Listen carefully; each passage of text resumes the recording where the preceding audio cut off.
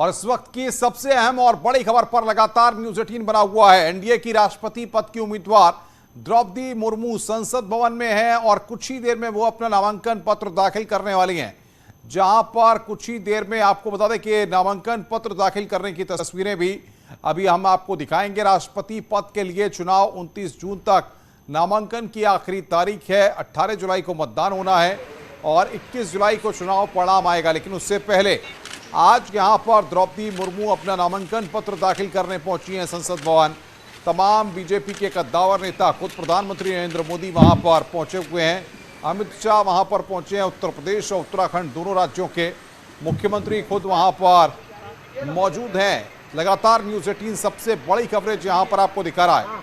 जिस तरीके से आज जब द्रौपदी मुर्मू संसद भवन पहुंचती हैं तो उसके बाद की तस्वीरें बाबा साहेब को नमन करती हैं, राष्ट्रपिता को नमन करती हैं, बिरसा मुंडा को नमन करती हैं। ये तस्वीरें इस वक्त आपकी स्क्रीन पर हम आपको 3 तस्वीरें दिखा रहे हैं। फिलहाल प्रधानमंत्री नरेंद्र मोदी भी संसद भवन पहुंच चुके हैं। दरअसल राष्ट्रपति रामनाथ कोविंद का जो कार्यकाल है वो 24 जुलाई को समाप्त हो रहा है, इसीलिए ये पूरी प्रक्रिया यहाँ पर चल रही है। एनडीए की उम्मीदवार द्रौपदी मुर्मू कुछ ही देर में, बस कुछ ही मिनटों में वो तस्वीरें भी सामने आएंगी जब वो अपना नामांकन दाखिल करेंगी।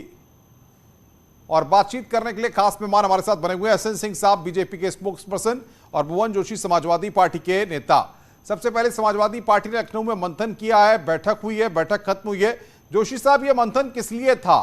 क्या हमारे लोग कहीं और ना जाएं, हमारे लोग कहीं टूटे नहीं, इसके लिए मंथन हो रहा है? ये कवायद का मतलब क्या है? देखिए, समाजवादी पार्टी का इतिहास रहा है कि हमारी पार्टी में जो हमारे अध्यक्ष होते हैं उनका आदेश अध्यादेश होता है। हम सब कार्यकर्ता है, पार्टी के हम सब कार्यकर्ता है, माननीय विधायक है, माननीय सांसद है, सब पार्टी की गाइडलाइन को फॉलो करते हैं। यही समाजवाद है। निश्चित तौर पे जो गाइडलाइन माननीय अखिलेश यादव जी ने दिए, दिशा निर्देशन दिए होंगे, उनको सभी फॉलो करने का काम करते हैं। हमारी पार्टी में इस तरह की चर्चा, इस तरह की बातें जो केवल बाहरी लोग लगा सकते हैं, विपक्षी लगा सकते हैं, लेकिन हमारे यहाँ स्वस्थ वातावरण है। हमारे यहाँ राष्ट्रीय अध्यक्ष अखिलेश यादव जी का आदेश अध्यादेश होता है। एसएन सिंह साहब, देखिए, अखिलेश यादव का आदेश मानेंगे जितने सपाई लखनऊ में बैठक में मौजूद हैं, तो ऐसे में आप अपने दावे को कैसे मजबूत मान रहे हैं? क्या मानते हैं आप कि आपके पास किन किन लोगों का समर्थन प्राप्त है और भी दलों से कौन कौन लोग आपको समर्थन दे सकते हैं? देखिए अनुपम जी, ये सब सारी चीजें तो डिबेट की विषय नहीं है। फिर भी आप जानिए कि सिर्फ 13,000 मतों की आवश्यकता है भारतीय जनता पार्टी को, और उस जादुई आंकड़े को हम पूरा कर चुके। हमने बताया कि अभी पटनायक साहब के हाथ से 2 लोग इसमें शामिल हुए हैं। लेकिन मैं एक बहुत अच्छी और रोचक चीज आपके चैनल के माध्यम से बताना चाहूंगा। अभी हमारे समाजवादी पार्टी के भाई बता रहे थे, तो 10 सेकंड का समय दीजिएगा। मैं समाजवादी पार्टी के इतिहास को बताना चाहूंगा, जो बार बार वो कह रहे हैं। सबसे पहले चौधरी चरण सिंह साहब को धोखा देते हुए, अजीत सिंह साहब को धोखा देते हुए मुलायम सिंह जी नेता बने थे। एक समय आता है जब इनके घटक दल के उम्मीदवार के रूप में वीपी सिंह साहब प्रधानमंत्री बनते हैं और अजीत सिंह साहब को मुख्यमंत्री बनाने की बात होती है, कहकर भी, और तमाम बंदूकों के नाल पर स्वयं चीफ मिनिस्टर हो जाते हैं। एक तो इनके बारे में आप जानिए, चौधरी देवीलाल से मिलके किस तरह से चंद्रशेखर जी को धोबिया पाट मारते हैं, सभी लोग जानते हैं। लेफ्ट ने तो एक बात कही थी कि समाजवादी पार्टी एक ऐसी पार्टी है जिस पे कभी भरोसा नहीं किया जा सकता है। वह पार्टी स्वयं की पार्टी है, परिवार की पार्टी है, खुद के लिए कार्य करने वाली पार्टी है। क्योंकि एक डील हुआ था, उसमें लेफ्ट का की साथ देने की बात आदरणीय मुलायम सिंह साहब कहे थे, और जब यूपीए से समर्थन लेफ्ट वालों ने वापस लिया, चाहे जिन कारणों से जो भी कारण रहा हो अनुपम जी, पुनः कांग्रेस को समर्थन देकर उनकी सरकार बचाने का कार्य किए, लेकिन अपने राजनीतिक गुरु चंद्रशेखर जी को धोबिया पाट मार दिए थे। ये सभी लोग जानते हैं।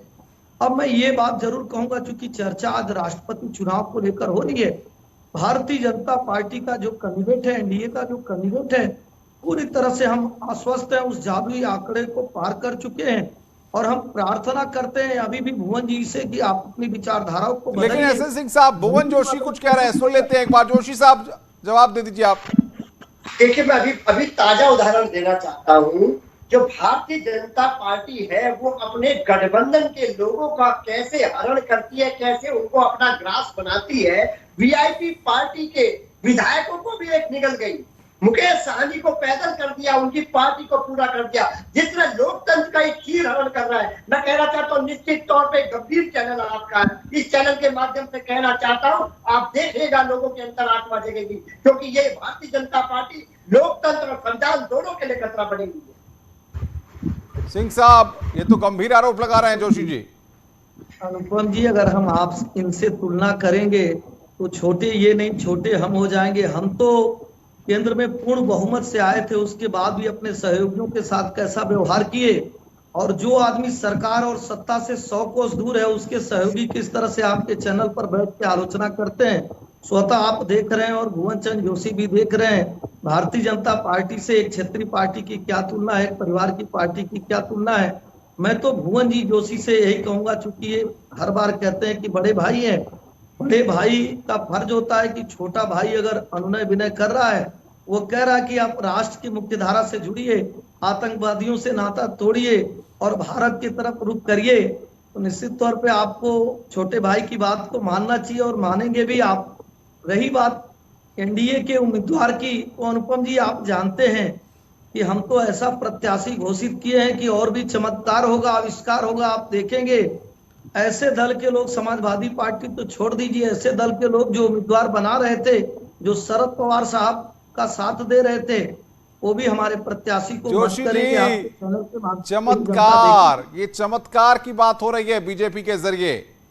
ये तो आप यशवंत सिन्हा का नाम लेकर के गुनगुनान कर रहे हैं, लेकिन वो कह रहे हैं कि चमत्कार होने वाला है।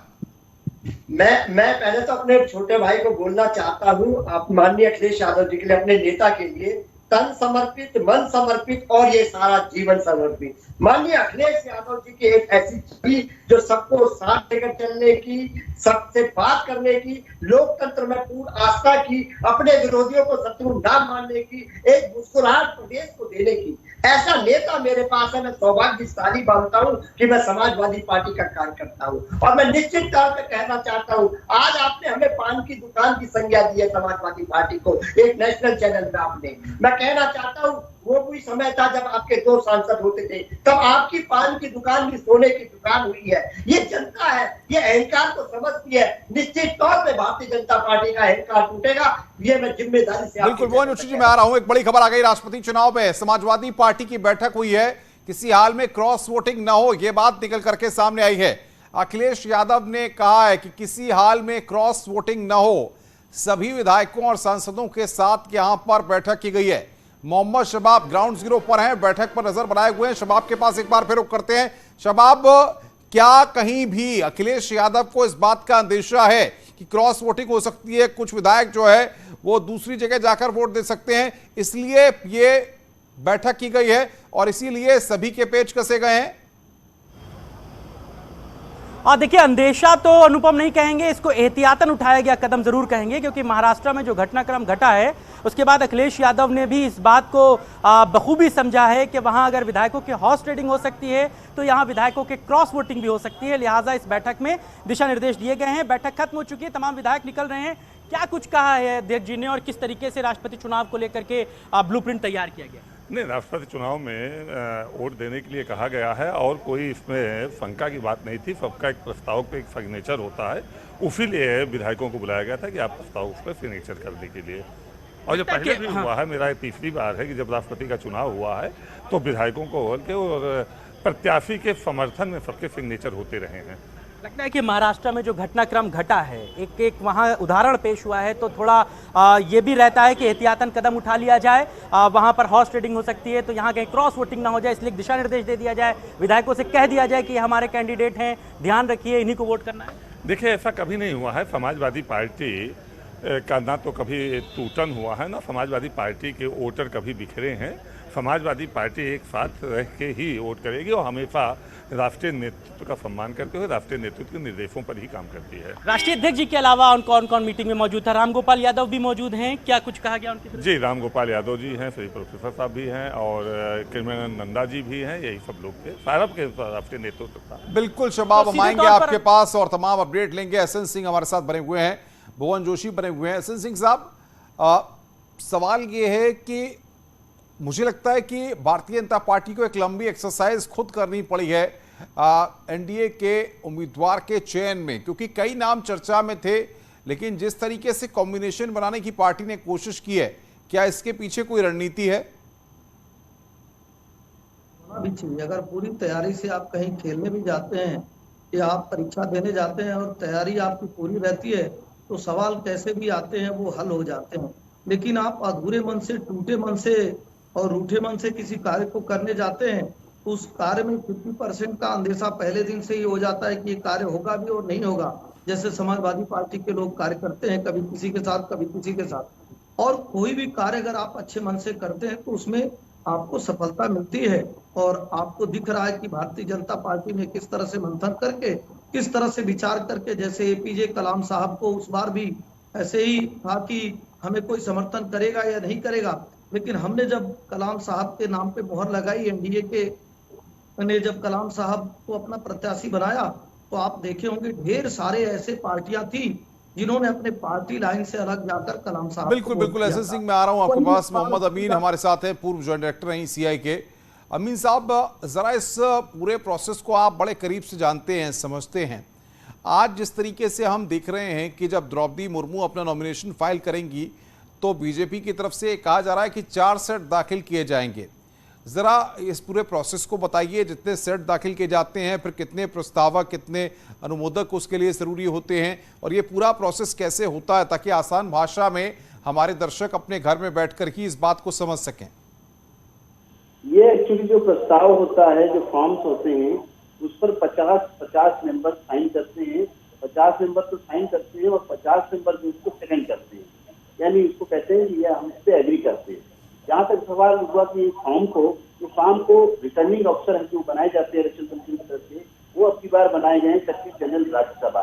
वो दिल्ली में ही नॉमिनेशन होगा, जो पार्लियामेंट के अंदर हमारे सेक्रेटरी जनरल राज्यसभा बैठे हुए हैं। वहाँ पर ये 4 फॉर्म इसलिए भरे जाते हैं कि कोई भी ऐसा ना हो कि कहीं कोई गलती हो किसी फॉर्म में तो रिजेक्ट हो जाए, इसलिए सेफ साइड पे इसे डबल भरे जाते हैं। जैसे 4 फॉर्म भरे जाते हैं और इस तरह से होता है कि उनके पास 200 प्रस्तावक आ गए, यानी ये बहुत भारी भरकम भारी कैंडिडेट है।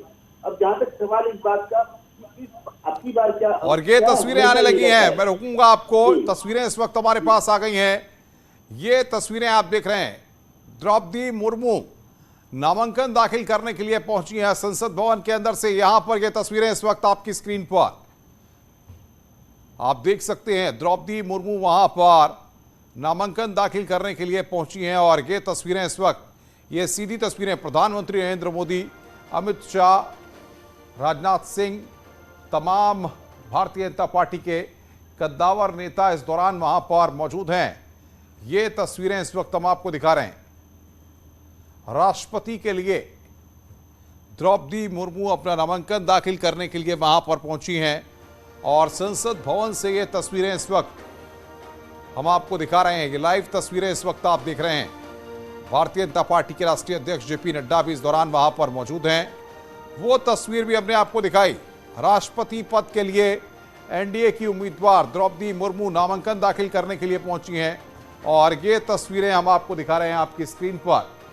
प्रधानमंत्री नरेंद्र मोदी को आप देख सकते हैं, और साथ ही साथ उनके बराबर में द्रौपदी मुर्मू, फिर राजनाथ सिंह, फिर अमित शाह वहां पर बैठे हुए हैं। और ये पूरा प्रोसेस अब यहां पर शुरू हो रहा है, जो नामांकन की प्रक्रिया होती है। मेरे साथ मोहम्मद अमीन साहब हैं। अमीन साहब, अब ये क्या हो रहा है, जरा अगर आप बता पाएं। एक फॉर्म वहां पर दिया गया है और उसके बाद उस फॉर्म पर फिलहाल सिग्नेचर हो रहे हैं, कुछ लिखा जा रहा है, अगर आप इस प्रोसेस को बता पाएं तो।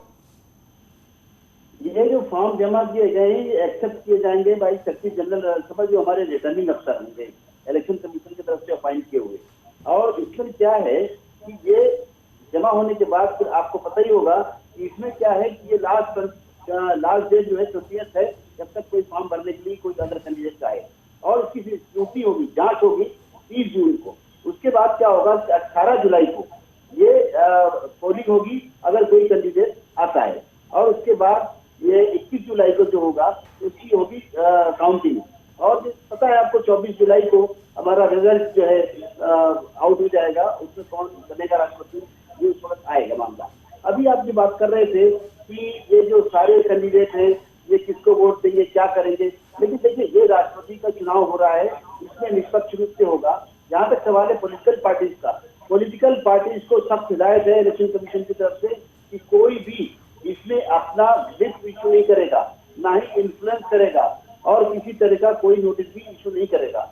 ये क्लियर कट इंस्ट्रक्शन है उनके एमएलए और एमपी के लिए, किसी तरह का विप इशू नहीं करेंगे, वो अपने मन से वोट करेंगे।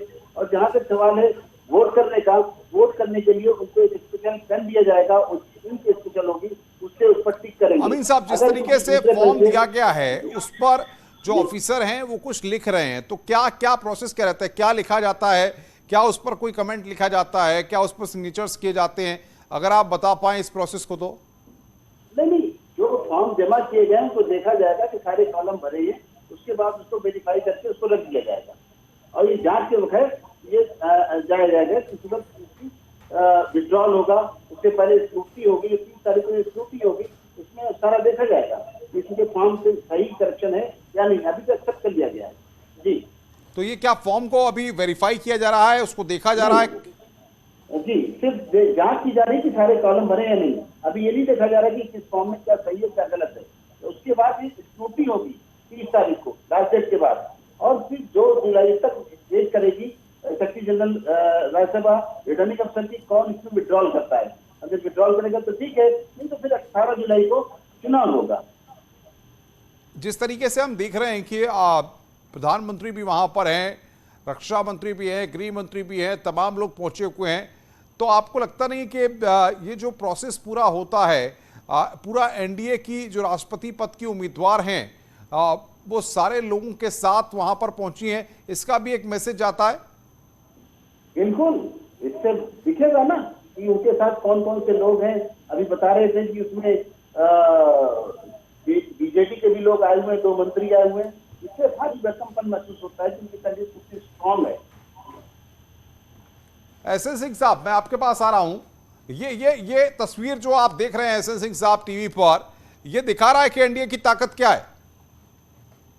देखिए, होना चाहिए अनुपम जी, अगर आप एकजुट हैं तो वो एकजुटता दिखनी चाहिए। चूंकि विरोधी जो होते हैं, अगर उनको कहीं से भी ये मैसेज आता है कि आप समाजवादी पार्टी की तरह ही बिखरे हुए हैं, परिवार की ही लड़ाई लड़ रहे हैं, सरकार और सत्ता में भी रह के देश और समाज के लिए नहीं परिवार के लिए कार्य कर रहे हैं, तो निश्चित तौर पे उसका एक गलत संदेश जाता है।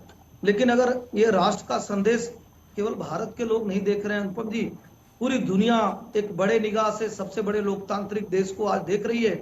इस तरह से मर्यादित तरीके से आज भारत में राष्ट्रपति का चुनाव हो रहा है, और एनडीए की जो उम्मीदवार हैं, महिला हैं, दलित समाज से आती हैं, आदिवासी समाज से आती हैं। आज देश नहीं, पूरी दुनिया इस बात को देख रहा है, हमारी एकजुटता को देख रहा है।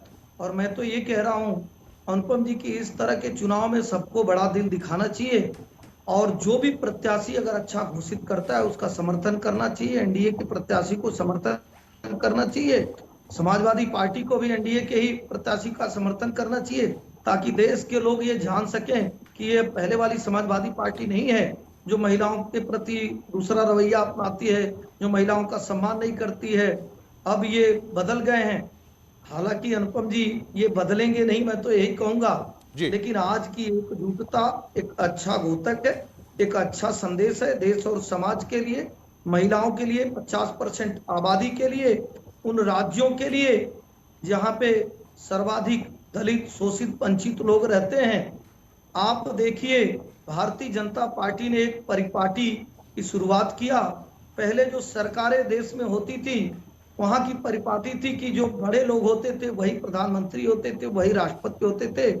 भारतीय जनता पार्टी में तय नहीं है कब कितना छोटा सा कार्यकर्ता देश का एक बड़ा मंत्री हो जाएगा, एक बड़े मंत्री, एक राष्ट्रपति हो जाएगा, एक प्रधानमंत्री हो जाएगा। यह स्वागत योग्य कदम है, भूर इसका स्वागत होना चाहिए। और मैं तो आपके चैनल के माध्यम से ये बधाई देता हूं आदरणीय प्रधानमंत्री जी को कि उन्होंने जो निर्णय लिया एनडीए के घटक दलों से मिलकर, यह काफी साहसिक और स्वागत योग्य कदम।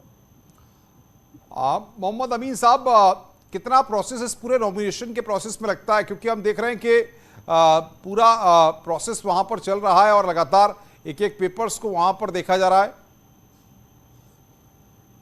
देखिए पेपर्स तो देखे जाएंगे, मैंने बताया ना आपको, सारे कॉलम देखे जाएंगे, सारे कॉलम भरे या नहीं, उसको देखने के बाद इसको रख लिया जाएगा। और जहां तक सवाल आप बता रहे थे कि सभी लोग वहां मौजूद हैं, इट मीन्स कि जो उन्होंने साइन किया है वो भी ज्यादातर मेंबर्स वहां पे मौजूद हैं, जिसमें प्रधानमंत्री जी ने भी साइन किया है और गृह मंत्री जी ने भी साइन किया है और आपके रक्षा मंत्री जी ने भी साइन किया है। ये लोग वहाँ मेंबर्स वहां पर मौजूद हैं।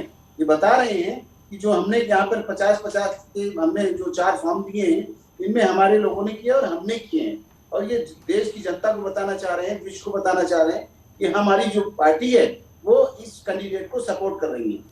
जो मैडम एक बात जरा बताइए आप मोहम्मद अमीन साहब के प्रस्तावक जो है अलग अलग सेटों में अलग अलग प्रस्तावक होते हैं, अनुमोदक होते हैं। ये बताया जा रहा है कि पहले सेट में 60 प्रस्तावक हैं, 60 अनुमोदक हैं, इसका क्या मतलब है? इसमें यह है कि एक फॉर्म में मिनिमम 50 मेंबर उसके प्रस्तावक होंगे और 85 अनुमोदक होंगे। अगर ज्यादा होते तो कोई बुरी बात नहीं है, ये तो और अच्छी बात है। विनीत मेरे सहयोगी मेरे साथ जुड़ गए। विनीत, नामांकन की प्रक्रिया इस वक्त चल रही है द्रौपदी मुर्मू की, क्या अपडेट है? तमाम सब वीवीआईपी, तमाम भारतीय जनता पार्टी के दिग्गज लोग अंदर मौजूद हैं, उनकी तस्वीरें भी हम देख रहे हैं। जी निश्चित तौर पर अनुभव, मैं आपको बताना चाहूंगा कि जिस तरह से राज्यसभा में बीजेपी जो है वो अपने में जो प्रत्याशी है, राष्ट्रपति पद के प्रत्याशी द्रौपदी मुर्मू, उनके नाम का जो है वो नामांकन जो है वो किया जा रहा है। और बीजेपी लगातार इसमें कोशिश कर रही है कि इसे अपना शक्ति प्रदर्शन के तौर पर बनाने की कोशिश कर रही है, जिसमें हम इसी कारण देखते हैं कि प्रधानमंत्री नरेंद्र मोदी भी इसमें मौजूद है, गृह मंत्री मौजूद है, रक्षा मंत्री मौजूद है। साथ ही साथ अगर हम देखें तो कई प्रदेशों के जो बीजेपी शासित प्रदेशों के मुख्यमंत्री हैं वो भी मौजूद है। अगर हम बात करें उत्तर प्रदेश के मुख्यमंत्री योगी आदित्यनाथ के, वो भी यहाँ पर आए हुए हैं।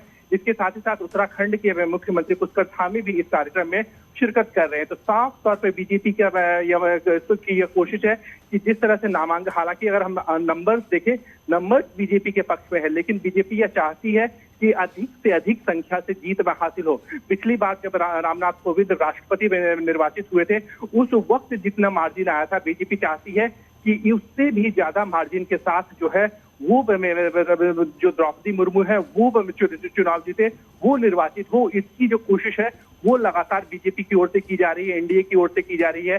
जैसा कि हमने देखा कि जैसे ही द्रौपदी मुर्मू के नाम की घोषणा एनडीए के उम्मीदवार के तौर पर बीजेपी के राष्ट्रीय अध्यक्ष जेपी नड्डा ने की थी, उसके बाद से गैर एनडीए के घटक दल, जो गैर एनडीए के जो दल हैं, उनका भी समर्थन जो है वो मिलना शुरू हो गया। हमने देखा बीजेडी की ओर से सबसे पहले ये नवीन पटनायक ने द्रौपदी मुर्मू के नाम आने पर उन्हें बधाई दी थी, उन्होंने अपना समर्थन देने की बात की थी। तो बीजेडी में जो एक बड़े घटक दल के तौर पर उड़ीसा में है, उसके लोकसभा में भी अच्छे नंबर थे, राज्यसभा में भी अच्छे नंबर थे, साथ ही साथ उड़ीसा विधानसभा में भी अच्छे नंबर थे।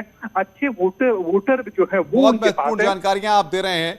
और ये तस्वीरें हम दिखा रहे हैं, नामांकन पत्र दाखिल हो गया है। ये तस्वीर आप देखिए, जरा इस तस्वीर को दिखाइए दर्शकों को कि ये तस्वीर आप देख रहे हैं किस तरीके से संसद भवन के अंदर यहां पर नामांकन पत्र दाखिल हो गया है। द्रौपदी मुर्मू का नामांकन पत्र दाखिल हुआ है। प्रधानमंत्री हाथ जोड़कर अभिवादन करते हुए ये तस्वीर हम दिखा रहे हैं आपको। द्रौपदी मुर्मू के नामांकन पत्र को दाखिल कर दिया है। एनडीए ने यहां पर अपने राष्ट्रपति पद के उम्मीदवार उत्तर प्रदेश के मुख्यमंत्री योगी आदित्यनाथ भी आप तस्वीरों में देख सकते हैं। तो यहां पर इस वक्त की सबसे अहम और बड़ी खबर, द्रौपदी मुर्मू का एनडीए के राष्ट्रपति पद के उम्मीदवार के तौर पर नॉमिनेशन फाइल हो गया है। इस वक्त की बड़ी खबर, 4 सेटों में ये नामांकन पत्र दाखिल हुआ है। ये जानकारी फिलहाल हमारे पास आ रही है। और इस वक्त की सबसे बड़ी खबर, अलग अलग सेटों में अलग अलग प्रस्तावक और अनुमोदक हैं और द्रौपदी मुर्मू का नॉमिनेशन फाइल हो गया है। ये यहां पर बाहर निकलते हुए अब तमाम नेता दिख रहे हैं। प्रधानमंत्री नरेंद्र मोदी पहले प्रस्तावक बने हैं और सबसे महत्वपूर्ण यह है कि प्रधानमंत्री, रक्षा मंत्री, गृह मंत्री और तमाम नेता, भारतीय जनता पार्टी के दिग्गज नेताओं की मौजूदगी में ये पूरा नामांकन की प्रक्रिया को कराया गया। ये तस्वीर हम आपको दिखा रहे हैं किस तरीके से भारतीय जनता पार्टी के दिग्गज नेता वहां पर मौजूद रहे हैं। राष्ट्रपति के लिए एनडीए की उम्मीदवार द्रौपदी मुर्मू ने नामांकन दाखिल कर दिया है। इस वक्त की ये सबसे अहम और बड़ी खबर। मेरे साथ बातचीत करने के लिए मोहम्मद अमीन साहब जुड़े हुए हैं। अमीन साहब, अब क्या प्रोसेस रहने वाला है, क्योंकि नामांकन दाखिल हो गया, अब बाकी सारी चीजें बाद में होंगी?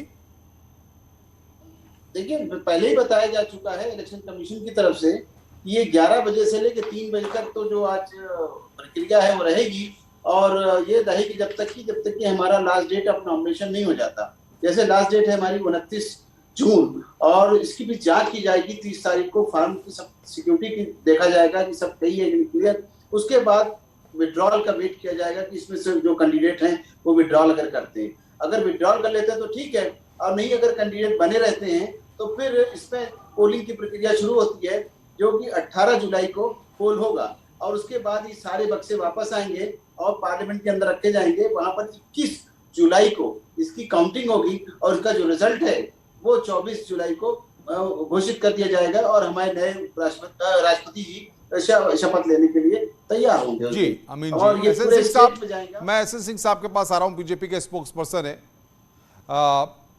उनके पास चलेंगे, लेकिन यहां पर बड़ी खबर यह है कि राष्ट्रपति पद के लिए द्रौपदी मुर्मू ने अपना नामांकन दाखिल कर दिया है। बड़ी खबर पर बने हुए रुक रहे ब्रेक के लिए, ब्रेक के बाद जल्द हाजिर होते हैं। आप देख रहे हैं न्यूज़ 18 उत्तर प्रदेश उत्तराखंड।